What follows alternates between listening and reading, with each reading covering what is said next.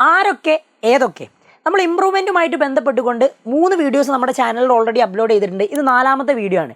ആരൊക്കെയാണ് improvement exam എഴുതേണ്ടത്, ഏതൊക്കെ സബ്ജക്റ്റാണ് നിങ്ങൾ ചൂസ് ചെയ്യേണ്ടത്? ഒരുപാട് ആൾക്കാർക്ക് കൺഫ്യൂസിങ് ആയിട്ടുള്ള ഒരു കാര്യമാണ് ഇമ്പ്രൂവ്മെൻറ്റ് എങ്ങനെ ചെയ്യണം, ഏതൊക്കെ സബ്ജക്റ്റ് ചെയ്യണം, അതിന് ഏത് സമയം നമ്മൾ ചിലവഴിക്കണം എന്നുള്ളത്. ഞാൻ വളരെ ഡീറ്റെയിൽ ആയിട്ടുള്ള ഒരു കാര്യം പറഞ്ഞുതരാം. ഈ ഒരു കാര്യം ഞാൻ പറയുന്നത് 4 ആൾക്കാരുടെ കഴിഞ്ഞ വർഷത്തെ +1 മാർക്ക് വെച്ചുകൊണ്ടാണ്. ഇവരെങ്ങനെ ഇമ്പ്രൂവ് ചെയ്യാം, ഇവർക്ക് ഏതൊക്കെ സബ്ജക്റ്റ് ഏതൊക്കെ രീതിയിൽ ചൂസ് ചെയ്യാമെന്നുള്ള ഒരു ചെറിയ കാര്യം മാത്രമാണ് പറഞ്ഞു തരുന്നത്. ആൻഡ് നിങ്ങളിത് കൃത്യമായിട്ട് കാണണം, ഏതൊക്കെ സബ്ജക്റ്റാണ് നിങ്ങൾക്ക് ചൂസ് ചെയ്യാനുള്ളത് എന്നുള്ളത് നിങ്ങൾക്കൊരു ഐഡിയ കിട്ടും കൃത്യമായിട്ട്. സോ ഫസ്റ്റ് ആദ്യത്തെ സ്റ്റുഡൻറ്റിൻ്റെ മാർക്ക് നോക്കിക്കോ. ഇയാൾക്ക് ഇംഗ്ലീഷിൽ 4 മാർക്ക് കുറവുണ്ട്. നോക്കണേ, ഇംഗ്ലീഷിൽ ഒരു 4 മാർക്കാണ് കുറവ് വന്നത്. ആൻഡ് അതേപോലെ തന്നെ ഇംഗ്ലീഷിൽ ഒരു 4 മാർക്കിൻ്റെ കുറവ് വന്നു. ലാംഗ്വേജ് ഫുള്ളാണ്. ഫിസിക്സിൽ ഒരു 2 മാർക്കിൻ്റെ കുറവ് വന്നിട്ടുണ്ട്. ആൻഡ് അതേപോലെ തന്നെ കെമിസ്ട്രിയിൽ 1 മാർക്കിൻ്റെ കുറവ് വന്നിട്ടുണ്ട്. മാത്സ് ഫുള്ളാണ്. അതേപോലെ ബയോളജിയിൽ ഒരു 2 മാർക്കിൻ്റെ കുറവ് വന്നു. ടോട്ടൽ 2, 1, 3, 3, 5, 5, 4, 9 മാർക്കാണ് കുറവ് വന്നത്. പക്ഷെ നമുക്ക് ചൂസ് ചെയ്യാൻ പറ്റുന്നത് ആകെ 3 സബ്ജക്റ്റാണ്. ഇത് കുറച്ച് മാർക്ക് കൂടിയ കുട്ടിയാണ്. അപ്പോൾ ഈ കുട്ടി സ്വാഭാവികമായിട്ടും ചൂസ് ചെയ്യേണ്ടത് ഏതൊക്കെ സബ്ജക്റ്റുകളായിരിക്കും? സിമ്പിളായിട്ട് പറയുകയാണെങ്കിൽ എന്തായാലും സയൻസ് സബ്ജക്റ്റുകൾ ചൂസ് ചെയ്യുന്നത് നല്ലതാണ്.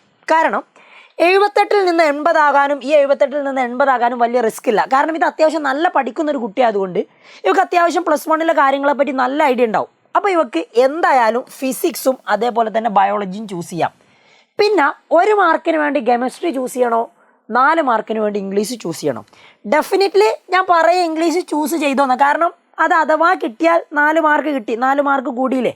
പക്ഷേ കെമിസ്ട്രി ചൂസ് ചെയ്താലും തെറ്റൊന്നുമില്ല. കാരണം സയൻസിൽ അത്യാവശ്യം നല്ല നോളജുള്ള കുട്ടിയാണ്. ഇവർക്ക് ആ 1 മാർക്കും നേടിയെടുക്കുക എന്ന് പറയുന്നത് വലിയ റിസ്ക് ഉള്ള കാര്യമായിരിക്കില്ല.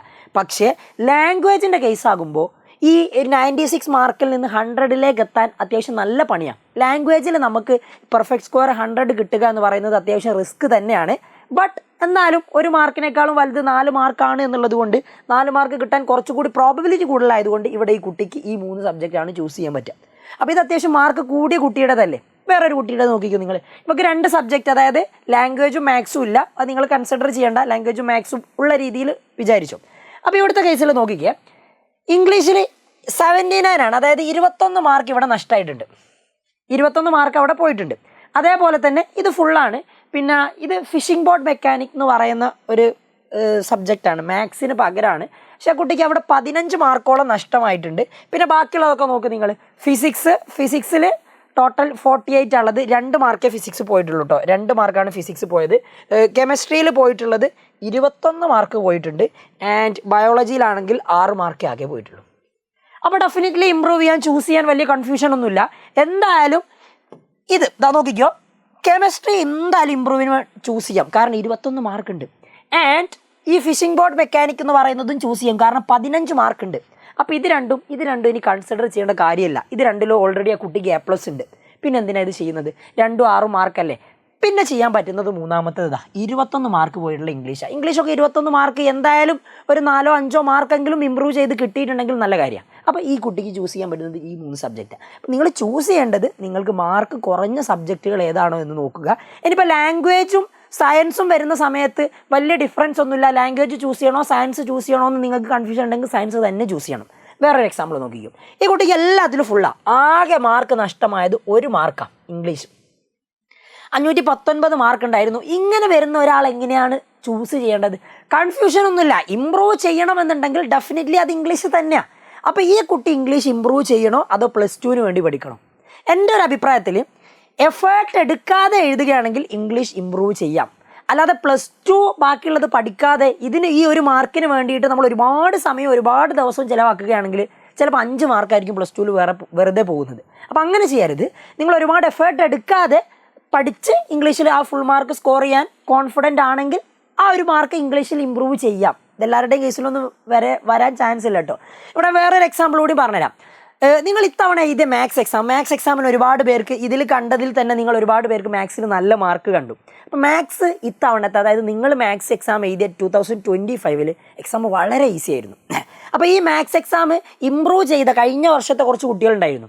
അവർ 2024 മാത്സ് എക്സാം എഴുതിയ സമയത്ത് +1 മാത്സ് അത്യാവശ്യം നല്ല ടഫായിരുന്നു. അപ്പോൾ മാത്സിൽ ഒരുപാട് കുട്ടികൾക്ക് മാർക്ക് കുറഞ്ഞു.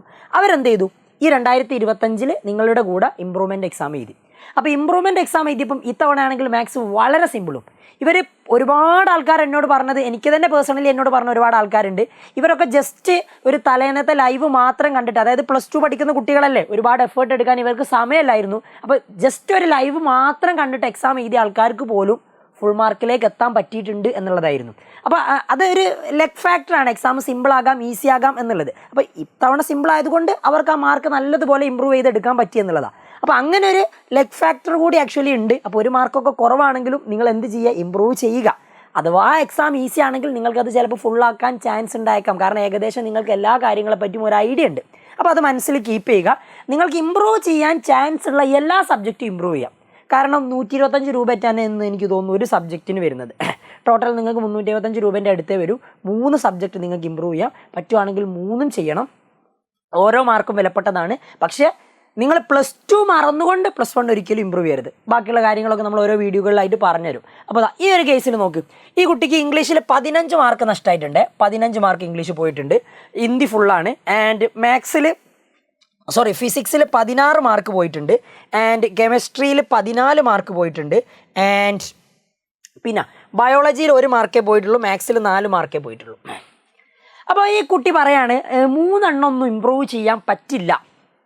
3 എണ്ണം ഒന്നും ഇമ്പ്രൂവ് ചെയ്യാൻ പറ്റില്ല, എനിക്ക് 2 സബ്ജക്റ്റ് മാത്രമേ ഇമ്പ്രൂവ് ചെയ്യാൻ പറ്റുന്നുള്ളൂ, 2 എണ്ണം പഠിച്ച് എഴുതാനാവും എന്നുള്ളതാണെങ്കിൽ ഞാൻ ഒരിക്കലും ആ കുട്ടിയോട് ഇംഗ്ലീഷ് ഇമ്പ്രൂവ് ചെയ്യാൻ പറയില്ല. അതെന്തുകൊണ്ട് ഇംഗ്ലീഷ് ഇമ്പ്രൂവ് ചെയ്യാൻ പറയാത്തത്?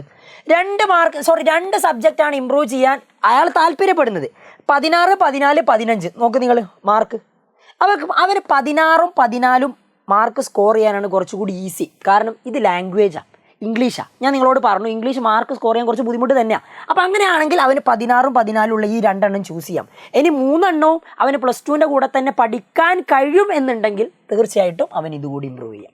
അപ്പോൾ നിങ്ങളുടെ മാർക്കുകൾ കമ്പയർ ചെയ്തിട്ട് ഏതാണ് നിങ്ങൾക്ക് മാർക്ക് സ്കോർ ചെയ്യാൻ എളുപ്പമുള്ളത് എന്ന് നിങ്ങൾ നോക്കുക. കാരണം നിങ്ങളുടെ ഓരോ സബ്ജക്റ്റിലെയും നോളേജും അതേപോലെ തന്നെ നിങ്ങൾ ഓരോ സബ്ജക്റ്റിലെയും നിങ്ങളുടെ കാപ്പബിലിറ്റി നിങ്ങൾക്കാണ് അറിയുന്നത്. അപ്പോൾ അതിനനുസരിച്ച് വൈസ്ലി നിങ്ങളത് ചൂസ് ചെയ്യാം.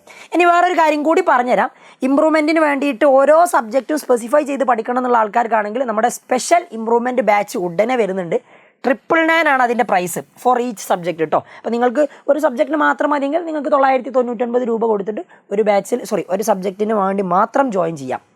അത് ഈ കറക്റ്റായിട്ട് നിങ്ങളുടെ +1ൻ്റെ കൂടെ തന്നെ +2ൻ്റെ കൂടെ തന്നെ ഈ ഇമ്പ്രൂവ്മെൻറ്റ് ക്ലാസ്സുകളും ഹാൻഡിൽ ചെയ്യുന്ന ആ ഒരു സ്ട്രക്ചേർഡ് ആയിട്ടുള്ള ഒരു സിസ്റ്റത്തിലായിരിക്കും. അപ്പോൾ നിങ്ങൾക്ക് ഓരോ സബ്ജക്റ്റിനും 999 രൂപ വരുന്നുള്ളൂ. ഇനി ഇതല്ല, ആപ്പിൽ ഓൾറെഡി ജോയിൻ ചെയ്ത കുട്ടികളാണെങ്കിൽ, ഇമ്പ്രൂവ് ചെയ്യുന്നതാണെങ്കിൽ നിങ്ങൾക്ക് ഓൾറെഡി നമ്മുടെ ക്ലാസ്സുകളൊക്കെ ഫ്രീ ആയിട്ടായിരിക്കും. പിന്നെ അതേപോലെ തന്നെ നിങ്ങൾ നമ്മുടെ പ്രീ ബൂസ്റ്റർ ബാച്ചിൽ ജോയിൻ ചെയ്യുകയാണെങ്കിലും, പ്രീ ബൂസ്റ്റർ ബാച്ച് സ്റ്റാർട്ട് ചെയ്യുന്നത് October 21 3799 ആണ് ഈ പ്രീ ബൂസ്റ്റർ ബാച്ചിൻ്റെ പ്രൈസ് വരുന്നത്. ഇതിലും നിങ്ങൾക്ക് എന്ത് കിട്ടും? നമ്മുടെ ഇമ്പ്രൂവ്മെൻറ്റിൻ്റെ ക്ലാസ്സുകൾ ഫ്രീ ആയിട്ട് കിട്ടുന്നതായിരിക്കും. അപ്പോൾ പ്രീ ബൂസ്റ്റർ ബാച്ചിൽ ജോയിൻ ചെയ്താൽ നിങ്ങൾക്ക് +2 ക്ലാസ്സുകളും സെറ്റാക്കാം. അതേപോലെ തന്നെ അതിൻ്റെ കൂടെ ഇമ്പ്രൂവ്മെൻറ്റും സെറ്റാക്കാം. അപ്പോൾ ഒന്നെങ്കിൽ പ്രീ ബൂസ്റ്റർ ബാച്ചിൽ ജോയിൻ ചെയ്യുക. ഇനി അതല്ല, നിങ്ങൾക്ക് ഒരു സബ്ജക്റ്റ് ഇമ്പ്രൂവ്മെൻറ്റ് മാത്രം മതിയെങ്കിൽ നിങ്ങൾക്ക് ഈ ഒരു അവസരമുണ്ട്. അപ്പോൾ എന്തായാലും ഇത് മിസ് ചെയ്യണ്ട. ആൻഡ് പിന്നെ പറയാനുള്ള കാര്യം എന്ന് വെച്ചിട്ടുണ്ടെങ്കിൽ, നമ്മൾ ഇമ്പ്രൂവ്മെൻറ്റുമായിട്ട് ബന്ധപ്പെട്ട് ഒരുപാട് സംശയങ്ങൾ നിങ്ങൾക്ക് ഇനിയും ഉണ്ടാവും. അപ്പോൾ അതിനുവേണ്ടി നമ്മളൊരു ഹെൽപ്പ് ഡെസ്ക് സ്റ്റാർട്ട് ചെയ്യുന്നുണ്ട്. അപ്പോൾ അതിൻ്റെ ഒരു ലിങ്ക് താഴെ രജിസ്ട്രേഷൻ ലിങ്കായിട്ട് താഴെ കമൻറ്റ് ബോക്സിൽ പിൻ ചെയ്യാം. നിങ്ങൾ ആ ലിങ്കിൽ കയറിയിട്ട് നിങ്ങളുടെ പ്രശ്നങ്ങളും കാര്യങ്ങളൊക്കെ പറഞ്ഞിട്ടുണ്ടെങ്കിൽ നമുക്കത് സോൾവ് ചെയ്യുന്ന രീതിയിൽ വീഡിയോകൾ ചെയ്യാം. നിങ്ങളെ കണക്ട് ചെയ്യാൻ പറ്റുന്നുണ്ടെങ്കിൽ കണക്ട് ചെയ്യാം. അപ്പോൾ താഴെ ഒരു ലിങ്ക് ഉണ്ടാകും, അതിൽ കയറിയിട്ട് ഒരു ഹെൽപ്പ് ഡെസ്കിൻ്റെ ലിങ്ക് ഫില്ല് ചെയ്തിട്ടുണ്ടെങ്കിൽ നമുക്ക് ഇമ്പ്രൂവ്മെൻറ്റുമായിട്ട് ബന്ധപ്പെട്ടുള്ള എല്ലാ കാര്യങ്ങളും സംശയങ്ങളൊക്കെ തീർക്കാവുന്നതാണ്. വീണ്ടും ഇമ്പ്രൂവ്മെൻറ്റ് റിലേറ്റഡ് വീഡിയോയുമായിട്ട് കാണാം. Until then